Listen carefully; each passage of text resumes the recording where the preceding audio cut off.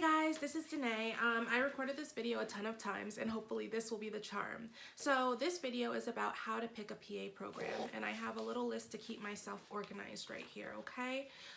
So the first thing you have to think about is what is important to you when selecting a PA program. So this process is going to be different for everyone. You know, are you able to move across country for PA school? Or do you have a family? Do you have a child? Do you need family support exactly where you're living? Do you have a spouse? Is your spouse going to be taking care of all of the bills while you're in school and they can't easily transfer jobs? So each person's situation is going to be 100% different. And I would like to say this video was inspired by Carlene. She's a subscriber and she emailed me some different questions which gave me some nice video ideas. Okay, so the first thing I would think about is rank, state, cost, and time. Rank, how prestigious do you want the program to be, right?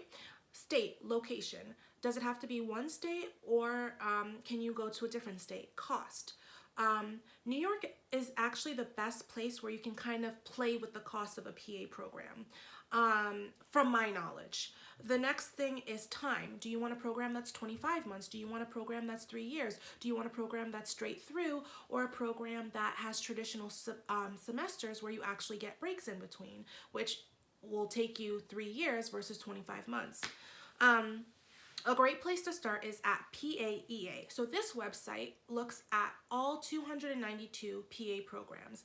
And I like that you can use this site to tailor your search. You can search by state, you can search by GPA. There's a breakdown at the side of the website. So this is PAEA. So it helps you look for all of the PA programs.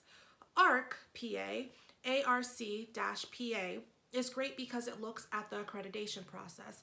Is the school that you're looking at fully accredited? Is that a risk that you're willing to take or not take? Okay. After that, US News is the site that I used. I'm not advocating for US News. You can also just Google what are the top PA programs. So I went off of US News. There are probably other systems that rank it, PA programs as well. All right, so I'm gonna do a little mock example of how to go about starting to select a PA program. This is not how I selected a PA program. When I was going to PA school, I had really no restrictions. I wasn't thinking about cost. Which isn't a good thing. I wasn't thinking about region. I was not opposed to really moving pretty much anywhere. Rank was important to me, but at the end of the day, as long as I had my degree, I was happy. So yeah, so my process was a little bit different, and everybody's process is different. This is just to tell you how you can start off, just to give you some ideas. I was gonna do this mock selection for the state of New York, but New York has 29 PA programs, and I was like, I cannot go through all of that. So I'm just doing it for Connecticut because Connecticut is a much easier state to give you examples for. Connecticut has 5 PA programs, and when I was applying a couple of years ago, we only had 3 programs in this state, so now we have 5. Also, a thing that you have to do is make a spreadsheet. So you have to put the things that are important to you in your spreadsheet. You should definitely have cost. You should have start dates. Do you want a program that starts in May, or do you want a program that starts in January? You should have length of time. You should have the basic statistics for the program. So their acceptance rate, the average GPA of the accepted students, the average GRE score of the accepted students, and then the average patient care hours for their accepted students, okay? So those are all important things to look at. You know, a PA program can have 1,000 applicants that accept 50 people. So it's good to gauge those acceptance rates. And then some programs are more geared towards people with past military experience. So there are different things to look at. So let's start this process for the state of Connecticut. All right, so for Connecticut, 5 programs. If I was gonna go by rank, Quinnipiac would be number 1, Yale would be number 2, University of Bridgeport would be number 4, University of Bridgeport would be number 3, Sacred Heart would be number 4, and University of St. Joseph would be number 5. If I was going to go by cost, this is in order from high cost to low cost. Sacred Heart is $115,000. Yale is $109,000. St. Joseph is $108,000. Quinnipiac is $102, followed by University of Bridgeport, which is $100,000. When I was accepted to University of Bridgeport, their tuition was $90,000, and these are tuition only. Okay, so there could be a ton of other fees. You're still going to have to cover your own travel expenses to go to clinicals. You're going to have to think about rent, housing, all of that stuff. Okay. Also, the next step is, after you create your spreadsheet, after you kind of crunch the numbers and evaluate each program for its pros and cons, then you need to look at the what is important to you. And these are things that I actually didn't think about. So, cadaver lab. My school didn't have an in-house cadaver lab, so we had cadaver lab at Harvard. So Harvard actually does rent out their cadaver facilities.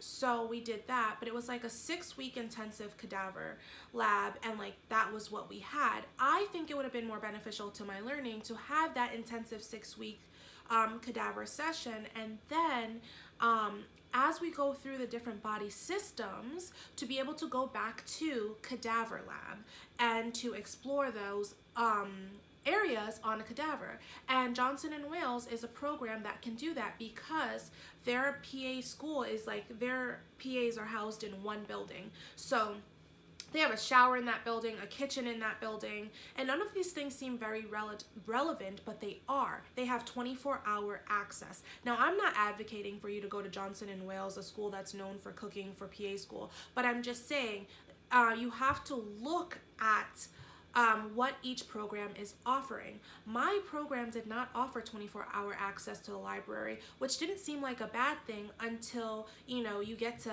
8 o'clock or to 10 o'clock and you're getting kicked out of the library. Or the library is closing at 6, but you got out of class at 5. So those extended hours are extremely important. Or your library is not open on Saturday and Sunday.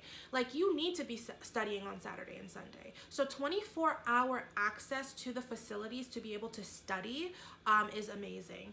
And if you're gonna pull an all-nighter, a shower at the location would be great. Also, in-house cadaver labs and the quality of the cadaver lab. Also, evaluating the patient care labs and the sim labs. Do you want a program that has sim labs? And some schools don't have cadaver lab at all. They have cadaver with a virtual cadaver.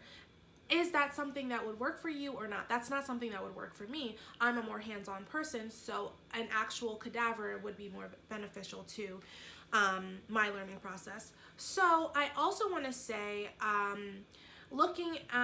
thinking about how many schools you're willing to apply to, I think 15 to 20 is a very reasonable number. I had 20, and then I broke it down to 15, and then out of that 15 I got 3 interviews and accepted to all 3. I will also say, in addition to